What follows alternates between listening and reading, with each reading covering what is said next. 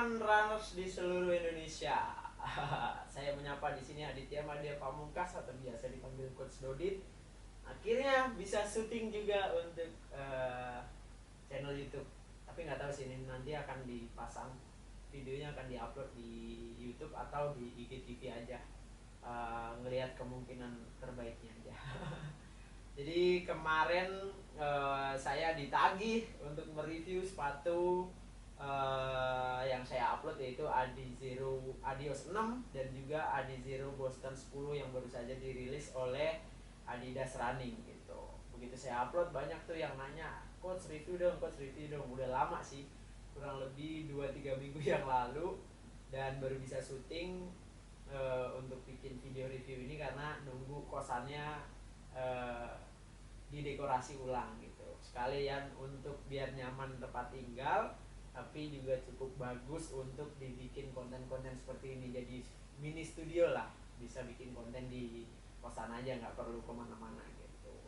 Ya nggak akan menjamin kontennya bagus sih, tapi paling nggak secara look terlihat rapi dan terlihat nyaman dilihat gitu, nggak di kosan yang berantakan gitu. Mari kita coba aja ya. Maksudnya saya pun ketika diminta review sebenarnya nggak percaya diri, karena saya memang bukan expertise untuk nge-review sepatu gitu. Langsung aja sesuai permintaan dari teman-teman yang meminta saya mereview sepatu Adizero Boston 10 dan Adizero Adios 6. Saya akan review satu persatu, dan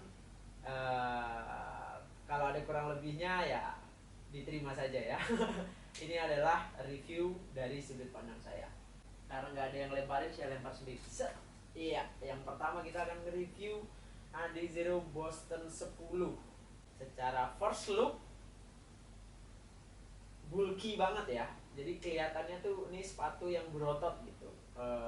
Besar, tinggi kayak wedges.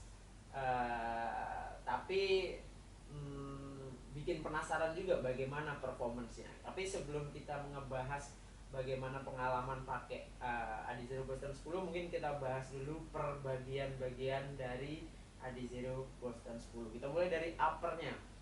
Di sini kita bisa lihat ya, cukup solid bahannya dari sisi uppernya. Dilihat dari luar, dilihat sekilas pandang, sangat terlihat solidnya sepatu ini, yang memang diproyeksikan untuk daily training. Jadi hal yang diunggulkan dari sepatu Boston 10 ini adalah tentang durability sepatunya, dimana teman-teman bisa dapat durability-nya, tapi juga tetap dapat kecepatannya gitu, kenyamanan dalam berlarinya untuk speed gitu, untuk kecepatan.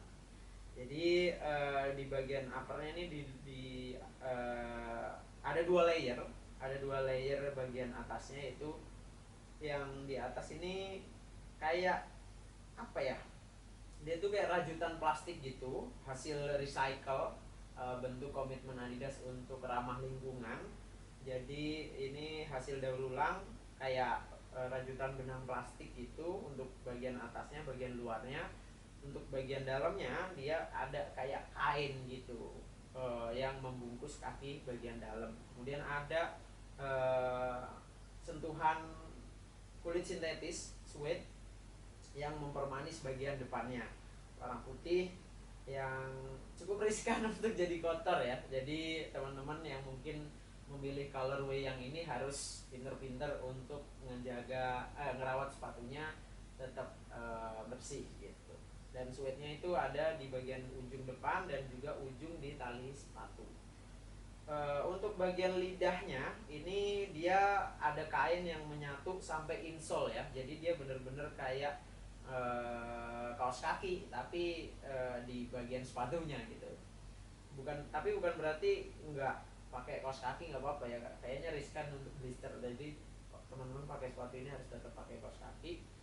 Jadi ini nyambung sama insole-nya. Jadi jaminan dipakai itu tidak geser ke kanan atau ke kiri. Pasti nggak enak kan kalau sepatu lidahnya kegeser ke kanan atau ke kiri. Jadi dia akan solid bertahan di posisinya di tengah gini untuk membungkus sepatu. Ditambah lagi ada perlindungan ganda dari tali sepatunya. Jadi makin kencang ketika dipakai di bagian punggung kakinya. Kemudian kita geser ke belakang sedikit, ada heel pad yang empuk. Di sini ada busa di bagian Achillesnya, jadi tidak rentan blister di bagian Achilles kaki teman-teman. Yang di atas tumit ini loh, bagian di atas tumit kaki kita di tendon Achilles itu tidak riskan untuk blister. Tapi teman-teman tetap sekali lagi harus pakai kaos kaki yang nyaman juga di sini. Kemudian dia bentuknya benar-benar menyesuaikan anatomi kaki, jadi dia agak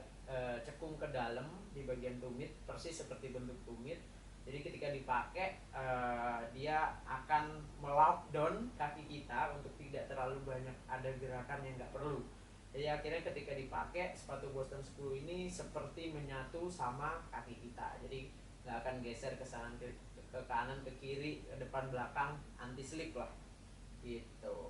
Kemudian untuk secara desain di sini kita bisa lihat ada 3 garis yang menjadi ciri khas Adidas yang cukup tegas disematkan. Kayaknya mulai tahun 2019 itu Adidas three stripe-nya nggak kanan kiri lagi. Biasanya kalau nggak di kanan di kiri gitu seperti ini. Tapi sekarang dia ada di bagian punggung kaki luar yang cukup tegas, menjadi ciri khas Adidas running, yaitu three stripe. Kemudian di bagian kirinya itu ada logo Adidas Performance. Ini logo Adidas Performance ya. Kalau ini logo Adidas original. Apa bedanya? Kalau Adidas Performance ini untuk produk-produk sport performance, kalau original itu untuk fashion. Jadi mungkin ada beberapa teman-teman yang nggak tahu perbedaan antara logo Adidas Performance dan original. Untuk bagian uppernya mungkin cukup. Kita akan menuju ke bagian tengahnya, yaitu midsole yang cukup mencolok ya. Secara desain dia makan tempat, gede banget, tapi worth it sih untuk secara fungsionalnya gitu ya. Jadi di bagian midsole-nya ada sandwich midsole kita sebutnya, karena ada beberapa lapisan yang ditumpuk-tumpuk dijadikan satu seperti roti sandwich gitu. Di sini ada 2 compound midsole, yaitu Let's Track Pro dan juga Let's Track EVA. Apa bedanya?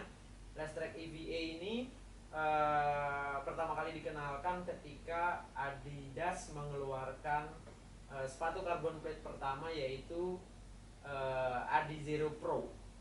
Dan secara compound dia lebih keras daripada Let's Track Pro. Kalau Let's Track Pro ini dia empuk dipegangnya dan juga terasa lembut, lebih mantul lah, lebih mantul daripada Let's Track yang EVA.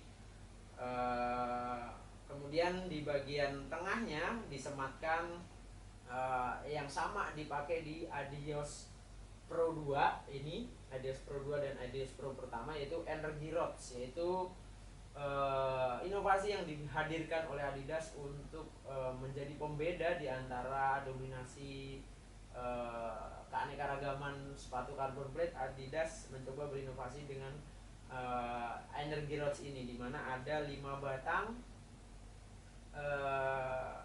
plastik, 5 batang plastik yang disematkan mengikuti anatomical bentuk metatarsal tulang kaki gitu ya. Kemudian di bagian belakangnya disematkan carbon plate. Ada carbon plate-nya tapi cuma di bagian heel-nya aja untuk membantu stabilitas kaki kita pada saat menumpu ketika berlari gitu. Itu untuk midsole-nya ya. Jadi ada berapa teknologi tadi, ada Let's Track Pro, ada Let's Track EVA, kemudian ada Energy Rods, kemudian ada carbon plate di bagian tumitnya. Untuk midsole kita selesai, kita beranjak ke bagian outsole-nya. Adidas masih mempertahankan Continental Rubber yang sudah ada sejak lama dan dipertahankan karena memang masih teruji gripnya, bisa mensupport pelari lebih nyaman pada saat menapak di surface jalanan, entah itu dalam kondisi kering, kondisi basah ataupun berdebu. Continental Rubber sudah terbukti teruji untuk memberikan support grip yang baik untuk sepatu lari gitu. Oke, itu untuk konsolnya udah selesai, bagian uppernya juga udah, midsole-nya juga udah. Di bagian belakang ada 38 meter, kemudian di bagian depannya ada 31 mm. Jadi lumayan tinggi ya, makanya kelihatan bulky sepatunya. Untuk heel dropnya 8 mm. Jadi secara berat pun juga lumayan jadinya. Ini untuk sepatu Boston 10 ini hampir 300 gram, atau tepatnya 294, tergantung ukurannya. Ini untuk size 42 ya sekitar segitu, 290 sampai 295. Nanti kalau kakinya lebih besar, pasti bobotnya akan lebih nambah lagi. Jadi lumayan berat ya untuk jika dibandingkan dengan seri Boston sebelumnya gitu. Oke, udah semuanya tadi kita bahas dari bahan segala macam. Sekarang kita sharing tentang pengalaman saya menggunakan Adizero Boston 10. Ekspektasi saya besar ketika Boston 10 ini keluar, karena Adios Pro cukup susah didapatkan di Indonesia. Jadi melihat sekilas dari beberapa sosial media dan internet, karakteristiknya mirip-mirip Adios Pro, jadi paling enggak, tapi versi lightnya gitu, jadi paling enggak ini bisa mengobati kalau Adios Pro bener-bener akan susah masuk di pasar Indonesia gitu. Maksudnya tidak masuk di store-store Indonesia, ini bisa jadi pengganti gitu. Jadi ekspektasi saya besar. Begitu pakai kemarin, ternyata pas awal-awal saya belum langsung mendapatkan kenyamanannya. Jadi karena kompon Lestrek EVA-nya yang memang di sini kita bisa rasain sih, kalau misalnya masih baru akan lebih keras lagi, tapi di sini memang lebih keras daripada Lestrek Pro. Dan saya udah ada pembanding, sebelum saya pakai Boston 10 ini saya udah pakai Adios Pro yang kedua, yang pertama, yang warna orange, yang kemarin saya pakai time trial Majambo time trial project. Itu kan saya udah ada gambaran betapa ringan dan empuknya Lestrek Pro. Jadi ketika pakai ini kemarin waktu awal-awal saya cukup kok keras ya, lumayan juga ini gitu. Tapi so far masih nyaman untuk dipakai easy run sampai jarak 10 kiloan gitu. Cuma waktu saya berpikir seperti itu, saya coba untuk mungkin karena masih baru aja ya, belum ngebentuk kaki gitu. Dan juga kaki saya kan memang ada riwayat cedera pelantar waktu Nusantaran, jadi ketika pakai Boston 10 ada rasa kurang nyaman sedikit karena rasa kakunya Lestrek EVA ini. Tapi kakunya ini bukan tanpa alasan ya, karena ini memberikan stabilitas yang cukup baik ketika Lestrek EVA ini ditanamkan di bagian bawah sepatu Boston 10 ini. Karena kalau terlalu mantul pun juga jadi kurang balance, sementara tinggi sepatunya cukup besar gitu ya. Jadi walaupun kaku dan lebih keras dari Lestrek Pro, Lestrek EV ini membantu stabilitas kita ketika berlari, jadi nggak terlalu mantul-mantul lah, masih terkontrol gitu. Nah, setelah saya pakai 30 kiloan lari, ternyata benar, memang sepatu Boston 10 ini membutuhkan waktu untuk beradaptasi dengan kaki saya. Karena kalau Boston 10 ini kan lebih lancip ya, jadi dia secara bentuk uppernya tuh dia tinggi ke atas gitu. Jadi sepatu untuk kaki besar tapi ramping gitu. Nah kalau saya kan kakinya besar tapi apa ya, bahasa Jawanya jeber jadi bleber ke samping gitu, jadi agak sedikit berbeda karakteristiknya. Makanya saya mungkin lebih cocok sama seri Adios gitu. Tapi so far setelah pemakaian 30 sampai 50 kilo selama 2 minggu, akhirnya sepatu ini jadi nyaman dipakai untuk latihan-latihan seperti easy dan juga long run. Karena saya juga memang nyari sepatu yang durable ya, dan Boston 10 ini menjanjikan durability yang saya kira cukup baik dengan material yang seperti ini. Karena kalau kita jadi pelari maraton pasti mileage tinggi kan, jadi kebutuhan sepatu yang awet itu perlu didukung dengan baik. Nah, Boston 10 ini hadir untuk mengedepankan durability sepatunya. Jadi kalau misalnya memang butuh adaptasi ya worth it lah. Nggak langsung enak dipakai, tapi ketika sudah beradaptasi sekian kilometer jadi nyaman, seterusnya kan nggak ada masalah lah. Win-win, masih win deal lah, masih good deal gitu. Jadi so far secara kesimpulan Boston 10 ini saya beri skor 1 sampai 10, dia di angka 8/10 gitu. Jadi skornya 8/10 dan akan jadi sepatu pilihan saya untuk long run. Karena saya butuh sepatu yang durable untuk latihan dengan mileage tinggi. Karena sayang juga kalau pakai sepatu yang kayak Adios Pro yang bahannya lebih tipis, lebih mengedepankan bobot sepatu yang ringan gitu. Jadi kompensasinya adalah bahannya jadi kelihatan ringkih gitu, serba tipis, serba ringan, riskan untuk sobek gitu. Dan dari kompon outsole-nya sayang banget kalau cepet habis jadinya. Kalau saya sih sayang ya, maksudnya sepatu lomba terlalu sering dipakai. Memang perlu dipakai untuk sesekali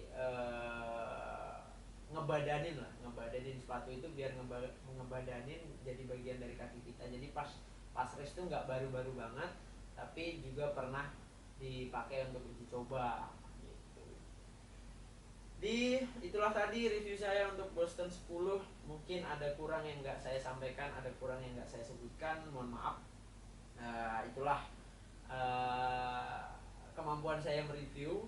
Semoga nanti kedepannya bisa lebih baik, tapi paling tidak saya mencoba untuk mereview. Jadi buat teman-teman yang tujuannya kayak saya, sama kayak saya, untuk nyari sepatu yang durable dipakai untuk easy dan long run untuk daily training, sepatu Boston 10 ini bisa jadi pilihan yang mantap. Kemudian untuk satu lagi untuk saran buat teman-teman yang mungkin memang masih newbie, masih belum advance, masih belum mikirin kecepatan. Maksudnya yang penting saya bisa konsisten lari, bisa tetap sehat, bisa tetap bugar. Sepatu Boston ini bisa jadi pilihan kesekian ya. Karena untuk teman-teman yang masih newbie, untuk teman-teman yang masih belum memikirkan kecepatan, akan ada kecenderungan teman-teman larinya tipikalnya masih heel strike, dan ini untuk bagian heelnya dia kaku kan, left EV-nya lebih kaku gitu, kurang lembut. Jadi riskan teman-teman nanti nggak cocok gitu. Jadi mungkin untuk yang mid foot to forefoot pakai Adizero Boston 10 oke. Nggak akan ada masalah menurut sudut pandang saya. Tapi kembali lagi, ini cuma review dari sudut pandang saya. Sisanya teman-teman memang harus mencoba sendiri, karena nggak ada yang tahu. Kalau ternyata setelah teman-teman coba nggak ada masalah, ya why not gitu loh. Pada akhirnya teman-teman yang akan membuktikan sendiri nyaman enggaknya, cocok enggaknya. Ini hanya review dari sudut pandang saya gitu. Oh iya, lupa, yang paling penting yang mungkin beberapa teman-teman tunggu-tunggu adalah untuk harga officialnya. Untuk harga tokonya Boston 10 ini adalah 2.200.000. Nggak tahu kalau harga reseller ya. Mungkin beraneka ragam. Kalau untuk harga toko, harga store official price-nya adalah 2.200.000. Teman-teman udah bisa merasakan pengalaman menggunakan Adizero Boston 10. Jadi saya kira untuk harga sekian dan dapat sepatu seperti ini cukup worth it ya. Teman-teman bisa merasakan pengalaman pakai sepatu yang berteknologi tinggi dari Adidas. Jadi silahkan teman-teman coba sendiri di rumah dan buktikan sendiri apakah sepatu ini cocok untuk kaki teman-teman. Oke, terima kasih sudah menyaksikan. Itulah review saya untuk Boston 10.